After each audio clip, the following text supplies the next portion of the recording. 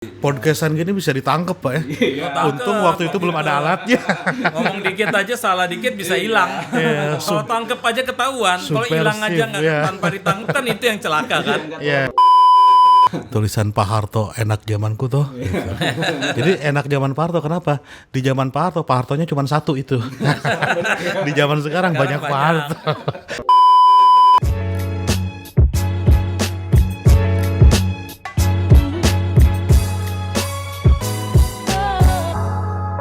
Ya, kali ini saya ditemani oleh dua aktivis sesepuh ceritanya gitu. Ada Pak Pendeta Pati di sini dan Kang Wawan. Apa kabar Pak Pati, Kang Wawan? Sehat? Sehat. Tapi saya belum sepuh. Oh, belum sepuh ya. Maksudnya aktivis yang lebih senior dari saya lah gitu ya. Jadi saya yakin Pak Pati, Kang Wawan dari sebelum reformasi kayaknya Pak ya udah mulai giat di isu kemanusiaan, lintas agama, isu demokrasi dan yang seperti itu Pak. Kayaknya Dari udah tahun 45. Iya, waktu itu bareng Pak ya, pas Bung Karno ulang tahun Pak Pati MC-nya waktu itu. Ini saya ingin nanya Pak, maksudnya kan Pak Pati kan pendeta, sebenarnya kan cukuplah ngurus jemaat. Dulu Kang Wawan kan akademisi, cukuplah ngajar aja gitu. Apa sih yang membuat kenapa ceritanya nih pengalaman pribadi kok bisa jadi terjun ke isu yang yaitu isu dialog lintas agama, isu kemanusiaan, demokrasi gitu kan repot Pak gitu tuh. Gimana supaya kok bisa akhirnya mau gabung sama yang beginian tuh gimana Pak? Siapa dulu nih? Boleh. Kang Wawan duluan kan agama mayoritas. Kita yang minoritas belakangan. Waduh, saya dimarahin nanti. Gimana? Kang Wawan dulu, katanya dari sejak SMA udah mulai aktif tuh Pak. Itu berkah sekaligus kutukan. Jadi saya sejak SMA itu terlibat dalam aksi-aksi sosial dan saya SMA berarti tahun 97-98 itu. Oke, belum reformasi kan itu? Sebelum reformasi. Tapi sudah banyak krisis ekonomi waktu itu, banyak orang-orang menganggur, banyak yang bunuh diri, banyak pelajar yang berhenti sekolah dan turun ke jalan karena waktu itu belum ada BOS, belum ada bantuan operasional siswa. Akhirnya saya dan teman-teman itu dulu ngumpulin uang dari yang 25.000, 10.000, 4.000 itu dikumpulin dan akhirnya bisa menyekolahkan anak sekitar 25 sampai 30 anak dalam per tahun. Apa yang membuat saya melakukan dan di situ ada salah satu, biasa saya ngumpulin uang segitu ya, yang 5.000, 10.000, tiba-tiba ada donatur yang dia kasih uangnya 300.000. Dan ternyata orang Katolik. Di situ saya mulai berpikir, betulkah ya kalau orang tidak beragama Islam melakukan kebaikan terus kebaikannya itu seperti tertiup angin. Nah, di situ saya mulai protes terhadap agama yang mengajarkan seperti itu. Tapi itu nanti kita cerita. Tapi yang membuat saya terlibat dalam berbagai aktivitas sosial sebagai anak muda dulu remaja, saya gelisah sebetulnya apa sih makna hidup ini gitu. Sampai akhirnya saya membaca buku yang ditulis oleh Rendra, judulnya Mencari Makna pada Hidup yang Fana. Di situ saya baca ternyata makna hidup itu kebergunaan. Jadi kalau orang berguna berarti hidupnya bermakna, kalau tidak berguna nggak bermakna. Nah, kenapa sampai saat ini kita masih membicarakan Bung Karno, masih membicarakan Aristoteles, masih membicarakan Gandhi, Edison, Alva Edison, karena mereka berguna untuk kehidupan. Jadi hidup kita ini pendek. Nah, bagaimana hidup kita yang pendek ini bisa berguna untuk kehidupan yang jangka panjang itu. Mungkin gitu ya. Akhirnya ya sekecil apapun saya inginlah berguna dalam hidup ini. Padahal kan waktu SMA maksudnya harusnya pacaran gitu ya. Nah, gitu. Tetap pacaran sih. Sampai Iya. Dulu saya pacarannya ketemu Papa. Terus saya traktir malah berduaan. Dan di mata pacar saya kan keren. Temannya pendeta. Pendeta terkenal. Ternyata ada efek sampingnya juga ya. Nah, kalau Bapak tuh sendiri gimana Pak? Kan Bapak sekolah teologi dan itu kan harusnya kan biasanya diplot jadi pendeta baik-baik lah gitu. Ke Amerika lagi mau. Gitu. Ya. Iya. Sampai gitu. ke Amerika gitu Ya, kan. saya pendeta baik juga. Iya sih Pak gitu. Tapi kenapa bisa terlihat isu kemanusiaan yang kadang-kadang melampaui tembok gereja gitu karena apa Pak kalau itu? Ya, jadi dulu tuh sebetulnya saya gelisah ya. Sama ya, pakai bahasanya Kang Wawan ya. Gelisah karena waktu itu kan masa di mana Soeharto memimpin. Ya. Dengan sangat otoriter kan gitu, di tengah-tengah orang yang merasa ditindas, semua orang mengeluh dengan apa yang terjadi. Lalu saya berpikir, loh kalau semua orang mengeluh begini dan saya cuma ikut-ikutan mengeluh, ngapain? Kita cuma jadi komunitas yang mengeluh, ya. Oleh karena itu saya berpikir pada saat itu mestinya saya bisa lakukan sesuatu dong Ya. yang berguna. Jangan cuma jadi orang yang mengeluh saja.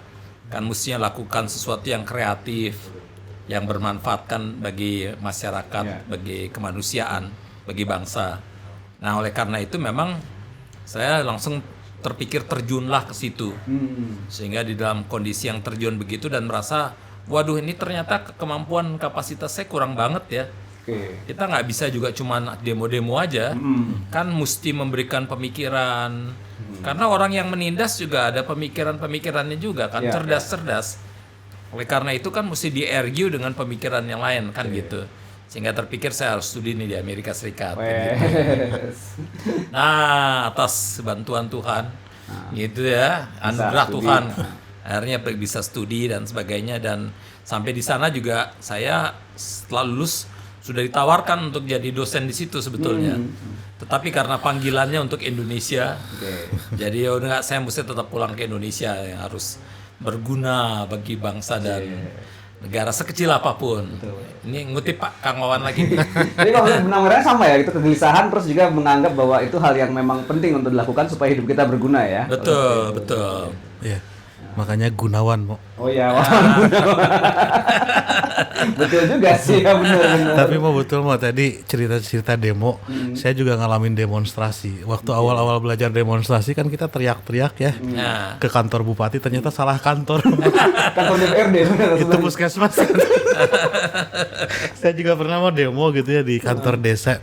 Terus ada pegawai desanya bilang, Dede jangan main di sini deh, udah pulang. Oh, orang masih kecil-kecil ya waktu itu. Iya, ya itu ya zaman-zaman itu memang sangat kayak gitu Pak ya, sangat Ya. kental dengan nuansa demo ya, apalagi zaman Pak Pati kan maksudnya waktu itu berhadapan dengan Orde Baru juga kan gitu Betul, ya. Itu, betul. Jadi, Podcastan gini bisa ditangkep Pak ya. iya, Untung waktu itu belum ada alatnya. ngomong dikit aja salah dikit bisa Iya. hilang. Kalau Waktu itu. tangkep aja ketahuan, kalau hilang aja nggak Iya. apa ditangkep kan itu yang celaka. Iya, nggak tahu lagi Iya. kemana Pak ya. Ya itu dia, itu bahayanya. Nah, itu. Tahu-tahu udah dalam karung kan gitu ya. Ya, jadi kalau yang sekarang mungkin kalau cuman kena gas air mata sama pentung-pentung dikit masih inilah ya, masih lah ya gitu. Biasalah. Biasa Kan gitu. Kalau saya waktu itu sengaja Pak demo supaya saya menangis bukan cuma karena dia tapi karena isu bangsa gitu. Kena gas air mata soalnya. Ya, saya ingat di zaman itu tuh Pak, ayah saya beli mobil Ya. angkutan ini, mobil truk gitu untuk angkutan. Kebetulan ayah saya beli mobilnya warnanya merah gitu. Nah, Itu didatangin Pak oleh RW gitu, oleh tentara dan dituduh yang bukan-bukan. Kenapa beli mobilnya Warna warna merah, merah? kenapa nggak warna kuning gitu ya? Ya, itu maksud saya merasakan itu. iya. ya. Ada politik warna ya. Iya, politik warna. Gitu ya. Orang mesti pakai kuning semuanya. Nah, kalau Pak Pati sama Kang Wawan nih, kan maksudnya isu ini kan selalu ada ya maksudnya. Kita udah reformasi tapi belum tentu semua juga beres kan. Masih ada hal-hal yang belum, masih terus kita perjuangkan lah. Kebebasan beragama, terus kebebasan berekspresi, terus hak-hak kalangan buruh, hak-hak yang macam-macam lah ya. Isu-isu lingkungan dan yang macam sekali itu. Nah, kalau melihat generasi muda sekarang nih, Pak Pati sama Kang Wawan melihatnya hal apa sih yang kita perlukan supaya apa ya orang tetap mulai bisa peduli sama isu-isu kayak gitu Pak? Kan biasanya kan kalau Kang Wawan sama Pak Pati juga kan sering ini ya melakukan dakwah atau membina umat lah gitu ya seperti itu kan. Lihat anak-anak muda di gereja misalnya Pak gitu, kok kadang-kadang nggak peduli ya sama isu-isu sosial di sekitarnya gitu. Atau kalau di teman-teman Muslim mungkin beberapa ada ya momen-momen untuk membahas itu. Tapi juga kan ada juga kadang-kadang yang memang malah sibuk dengan pertarungan di internal organisasi gitu kan. Nah, gimana caranya kira-kira kalau menumbuhkan nih Pak? Kalau Pak Pati dulu deh ini. Iya, Pak. Selama ini. Kalau persoalan gini, ternyata dari zaman Orde Baru sampai sekarang persoalannya tetap sama. Gitu. Kita masih berhubungan dengan soal hak asasi manusia, berhubungan dengan persoalan penindasan atas nama agama, misalnya konflik-konflik keagamaan, terus masih sama semuanya, korupsi, Ya. kita nggak berbeda kok. Jadi sebetulnya nggak ada yang berubah. Jadi persoalan itu tetap sama, tapi bahwa kita hidup di dalam satu generasi yang menghadapi situasi di mana caranya jauh lebih canggih sekarang, Ya. misalnya ya. Oleh karena itu sebetulnya di tengah-tengah kondisi seperti ini kaum muda mesti diingatkan terus-menerus bahwa mereka punya potensi untuk menjadi korban dari yang namanya penindasan, ketidakadilan, diskriminasi atas nama agama atau atas nama perempuan Ya. dan sebagainya, itu mesti diingatkan terus-menerus sebetulnya. Karena kalau mereka lupa dan tidak mau bergumul dengan persoalan-persoalan seperti ini, itu mereka tiba-tiba pada satu saat mereka akan sudah ada di dalam kerangkeng-kerangkeng yang dibentuk oleh penguasa ya. Nah, oleh karena itu sebetulnya situasi yang sekarang ini sudah hampir sama aja sebetulnya, nggak ada yang berubah. Apalagi sekarang di dalam dunia politik kan, politik itu udah semakin semakin kuat ya. Para politisi itu semakin kuat kan. Memilih presiden aja tuh nggak bisa lewat dari partai politik. Nggak ada presiden yang dari kelompok independen. Gitu. Semuanya tuh diatur oleh kelompok yang namanya para politisi yang oligarkis itu ya. Sehingga sebetulnya sekarang kalau dulu kita hanya lihat pada Soeharto, sekarang pada kelompok oligarkisnya sebetulnya yang jauh lebih rumit menghadapinya.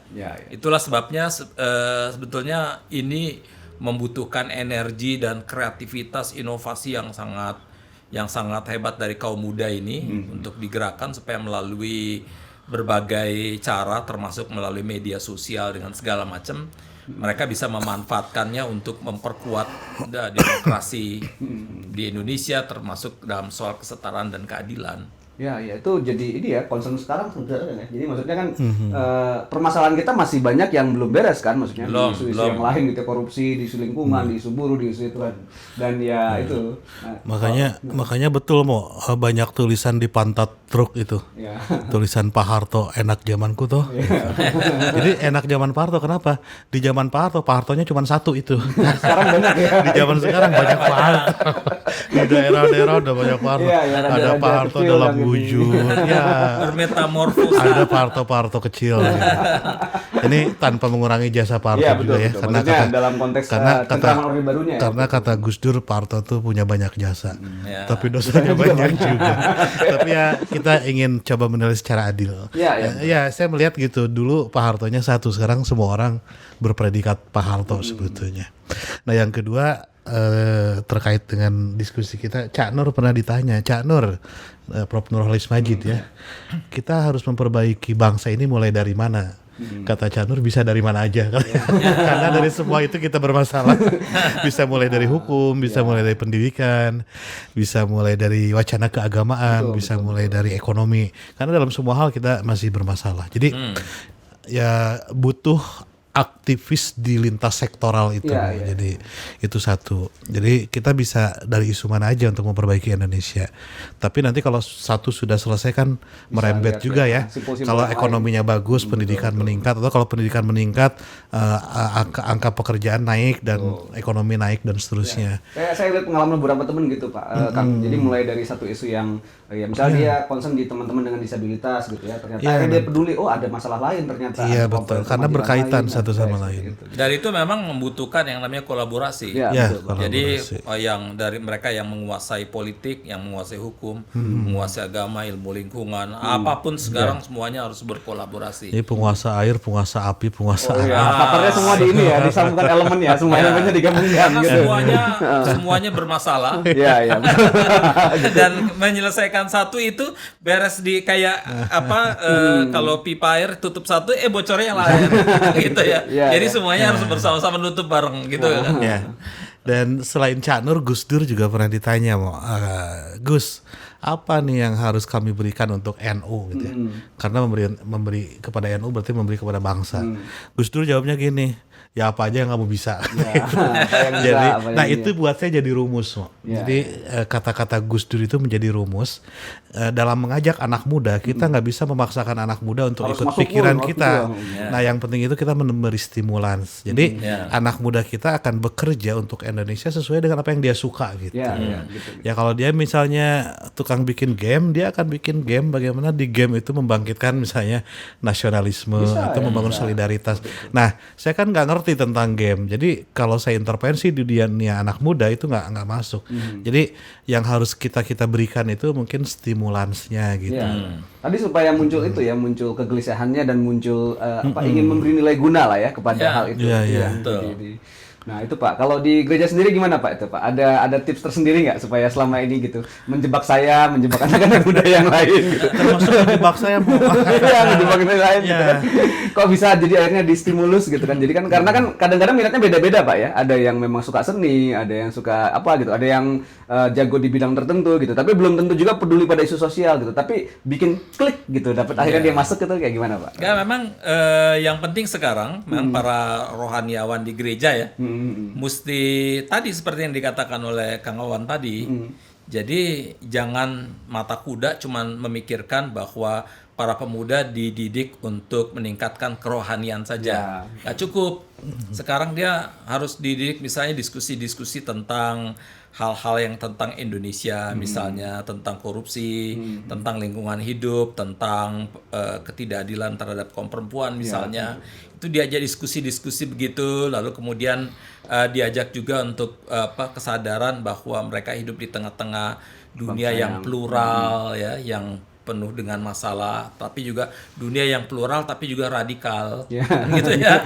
Dan ini kan persoalan kita ini kan pluralisme yang dihadapi dengan radikalisme, tetapi juga dunia di mana orang menyelesaikan segala macam dengan duit dulu, kan gitu ya. Oleh karena itu sekarang kan itu mesti diingatkan, mesti disadarkan jangan sampai mereka justru malah ikut terpengaruh di situ. Oleh karena itu kemampuan anak-anak muda ini untuk dengan kapasitas dan kemampuan dia ya, talenta yang dimiliki itu untuk memberikan kontribusi di segala bidang. Tetapi jadi bukan cuma kerohanian sekarang, sekali lagi dia bisa berkontribusi dalam dunia nyanyi. Kalau lagu-lagu misalnya nggak sekedar lagu gereja tapi lagu diciptakan lagu tentang keindonesiaan, tentang pluralisme kan bagus kan gitu ya. Lagu-lagu tentang gimana mendorong anak-anak muda supaya mau belajar, betul. Kan bagus banget kan gitu. Jadi yang kayak gitu-gitu tuh perlu pakai medium seni untuk ini. Dan mungkin anak muda itu nanti akan menemukan spiritualitasnya sendiri dalam bidangnya masing-masing. Jadi dekat dengan hal yang dia kuasai, dengan apa yang dia sukai. Jadi nggak selalu dia harus dapat spiritualitasnya di dalam gereja. Gereja mendorong supaya dia dapat spiritualitasnya di mana saja dia bekerja atau beraktivitas. Nah, kan gitu. Ini penting ini Pak. Jadi finding God in all things. Gitu kan. Dari itu baca dong Ngopi Bareng Allah. Ya itu bukunya masih buku itu keren sekali. Waktu itu pernah dibedah oleh orang-orang yang keren sekali ya. Waktu itu lihat videonya di video sebelum ini ya. Tapi menarik ya pembicaraan kita, jadi bisa itu ya. Dan itu apa trennya baru tuh Pak namanya, berarti lewat dunia seni jadi kayak artivisme gitu ya. Jadi aktivisme digabung dengan art gitu ya. Jadi sesuatu yang malah indah ya gitu. Dan sekarang kita kan banyak menemukan figur-figur seperti itu. Misalnya pada almarhum Glenn gitu ya. Betul. Glenn penyanyi. Isu lingkungan masuk, isu ya tapi masuk, betul. Kayak Nugi dulu adiknya Katon itu, dan itu tapi memang generasinya lama ya. Kalau teman-teman sekarang mungkin tahu efek rumah kaca atau Peace gitu ya. Jadi isu-isu yang seperti itu. Jadi menarik nih Pak. Ini kita bisa mengharapkan ya, maksudnya generasi muda, terus juga dari pengalamannya Bapak Kang Wawan sama Pak Wati ini kan memang sudah ini ya, sudah menekan asam garam lah gitu ya. Asal jangan jadi mah dan jangan jadi darah tinggi ya Pak ya. Gitu. Tapi kita berharap bahwa ada kecapnya dikit. Ada kecapnya ya, betul. Kita berharap bahwa isu itu tetap dipedulikan ya, maksudnya bahwa karena memang tadi Pak Wati bilang kita masih menghadapi banyak persoalan di bangsa kita juga. Simpul-simpulnya banyak ya di hampir semua permasalahan, dan benar kita bisa mulai dari apa yang kita bisa untuk hal itu gitu. Ya, itu untuk merawat hidup bersama itu. Betul. Karena nggak mungkin kita membiarkan ada orang yang membocori kapal kita dan kita cukup tertawa karena nanti tenggelamnya bersama-sama. Bareng nanti tenggelamnya. Cuman celakanya kan seringkali agama-agama ini gini. Apa tuh Pak? Sementara kapalnya lagi bocor, dia lagi rebutan umat. Bukannya nambah ya. Gitu. Malah tenggelam bareng-bareng kan gitu. Bareng kan gitu ya. Kan lagi rebutan umat kan gitu. Ini kan celaka ya kan gitu ya. Jadi kita punya keributan agama ya.